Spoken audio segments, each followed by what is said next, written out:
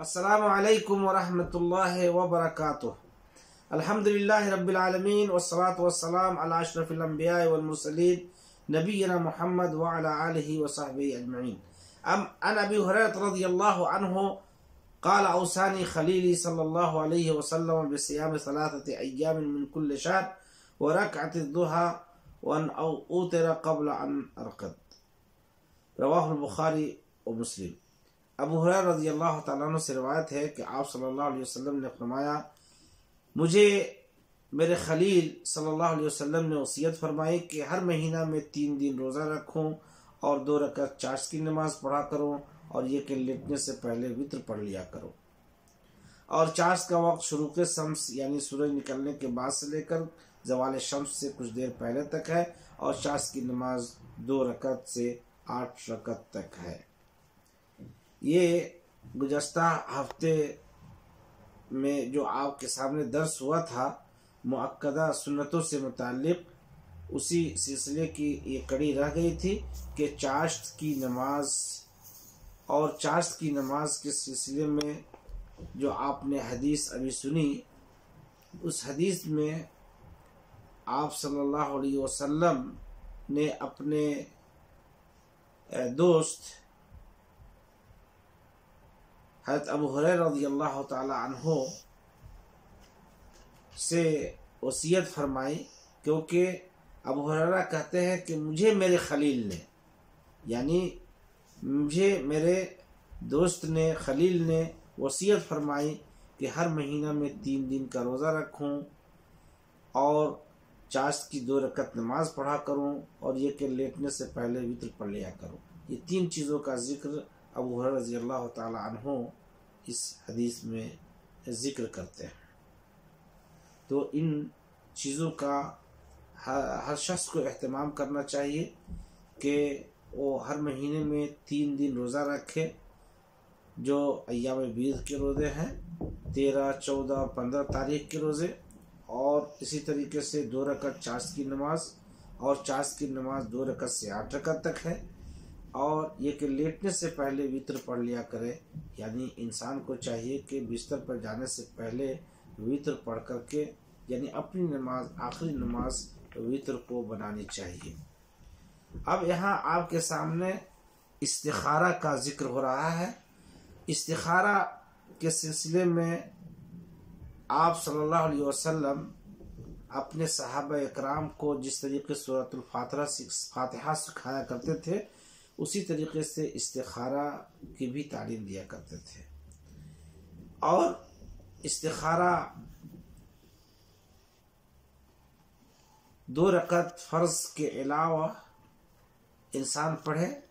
اور پھر دعا کرے، جس کے ذریعے اللہ سے کسی امر خاص یا کسی اہم مسئلہ میں ہدایت اور رہنمائی اور توفیق طلب کرے۔ اور دعائے استخارہ یہ ہے، اللہم انی استخیرک بعلمک واستقدرک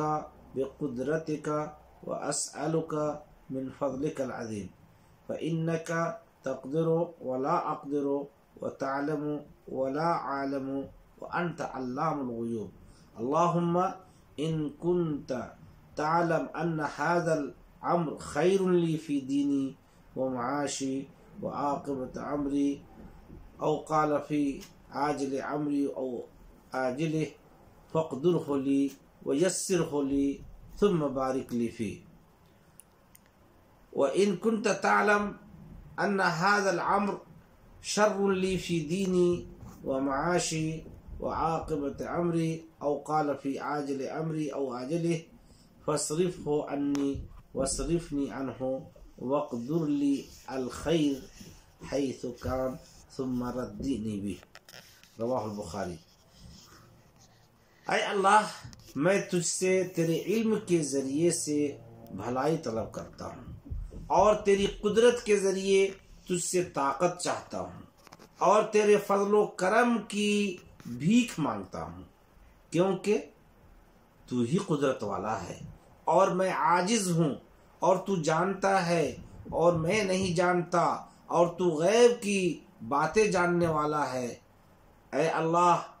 اگر تیرے علم میں یہ کام دین و دنیا کے لحاظ سے اور انجام کے لحاظ سے میرے لیے بہتر ہے تو تو یہ کام مجھ پر آسان کر دے، پھر مجھے اس کام میں برکت دے۔ اور اگر تو جانتا ہے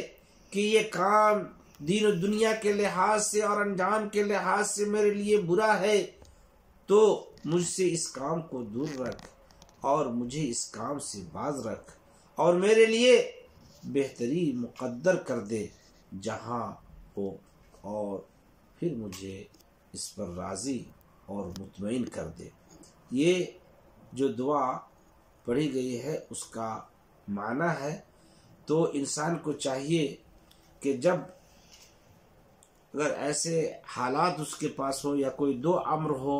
اور اس دو امر میں وہ فیصلہ نہیں کر پا رہا ہے کہ میں یہ کروں یا اس میں میرے لیے خیر ہے یا اس میں کریں، یا کسی بھی امر میں، یا کسی کو شادی اگر کرنی ہے یا کوئی بھی چیز، اور ان اختیارات میں سے اگر کوئی چیز آپ کو سمجھ میں نہیں آ رہی ہے تو اس میں ہمارے لیے خیر ہے یا اس میں خیر ہے، تو اس کام کو کرنے سے پہلے اللہ کے رسول صلی اللہ علیہ وسلم نے یہ طریقہ سکھایا ہے کہ آپ استخارہ کریں، اور استخارہ کرنے کا جو طریقہ آپ کے سامنے بیان کیا گیا ہے کہ 2 رکعت پہلے نماز پڑھیں، اور 2 رکعت نماز پڑھنے کے بعد آپ یہ دعا کریں، یا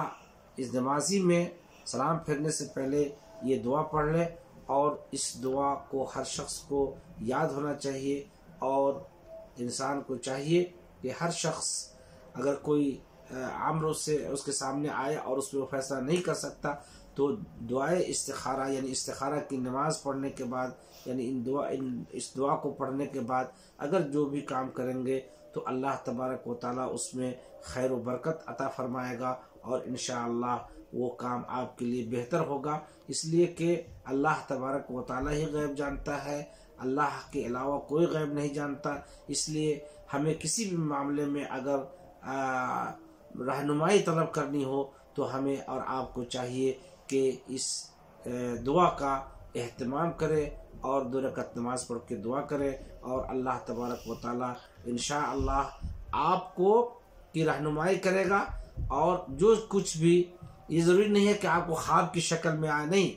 آپ اس استخارہ کے بعد، اس استخارہ کے بار بار ایک معاملے میں کئی بار بھی استخارہ کیا جا سکتا ہے، اور استخارہ کے بعد جب آپ کام کریں گے تو اس میں اللہ تبارک و تعالیٰ برکت دے گا۔ اللہ تبارک و تعالیٰ سے دعا ہے کہ اللہ تبارک و تعالیٰ ہمیں اور آپ کو یہ توفیق دے کہ ہمیں اگر کوئی معاملہ یا کوئی کام کرنا پڑے تو ہم پہلے استخارہ کریں، اور استخارہ کرنے کے بعد پھر اس کام کی شروعات کرے اور اس کی ابتدا کرے۔ وصلی اللہ علی نبینا محمد وعلی آلہ وصحبہ اجمعین۔